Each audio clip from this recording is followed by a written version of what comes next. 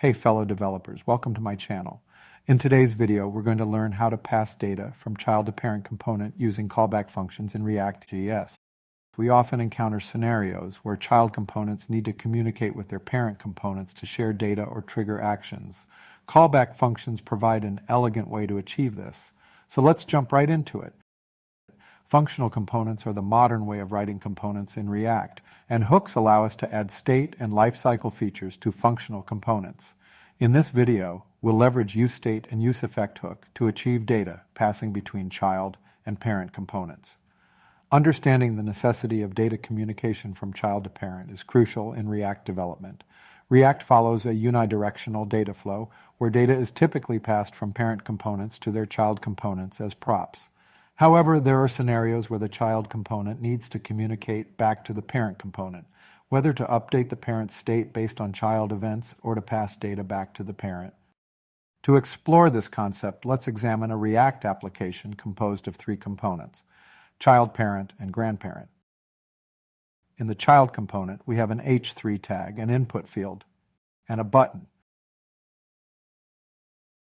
The value of the input field is linked to a local state variable initialized with the default value of child's data. An onChange event listener is attached to the input field. When a user enters text, the onChange event triggers the handleChange function. Inside this function, the local state is updated using the setData function, which triggers a re-render that reflects the updated state in the child component. Moving on to the parent component, we find an h3 tag displaying the value of a local state variable and a button that doesn't yet have a specific function. Lastly, in the grandparent component, there's an h3 tag that displays the data value. However, the communication between these three components is not established by default. To achieve data transfer, callback functions need to be implemented. First, we need to implement the onClick event in the child component. When the button is clicked, the handleClick function is invoked, and we need to define this function. Within the handleClick function, we create a callback function that will navigate to the parent component and send the data from the child component. Let's name this callback function passParent. The passParent function should accept the data from the child component as an argument, thus allowing the data to be passed to the parent component.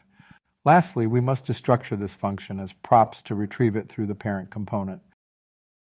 This enables us to access the props in the parent component.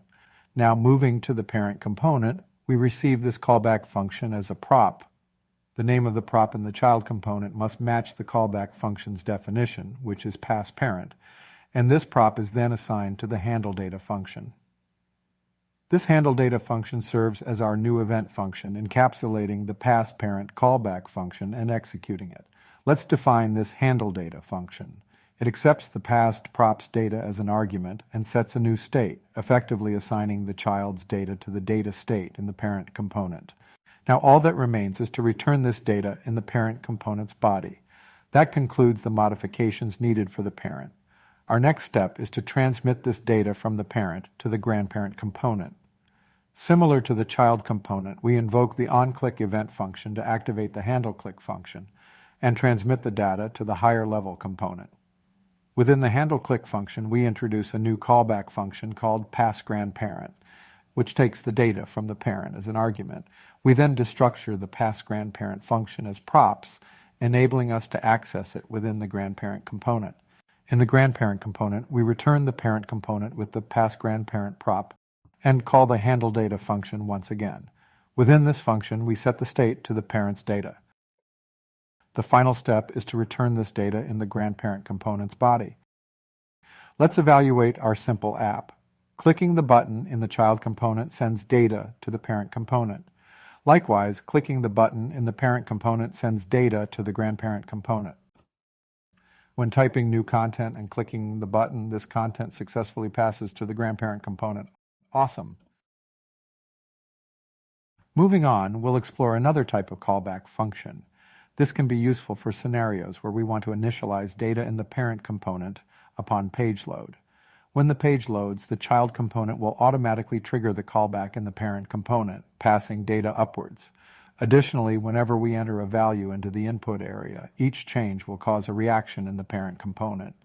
To do this, I removed the buttons from both the child and parent components. In this version of the child component, a useEffect hook is used. This hook allows us to perform side effects in a component. In this case, the useEffect hook is set up to watch changes to the data state and the passParent function. Therefore, the useEffect hook ensures that the effect is correctly triggered whenever changes occur to either the data state or the passParent function. Whenever the data state changes, the useEffect hook calls the passParent function with the current value of data. This ensures that whenever the local data state changes within the child component, the new value is immediately sent to the parent component using the passParent function. This way, there's no need to wait for a button click to trigger data transmission. It happens as soon as data changes. The parent component remains mostly the same as before.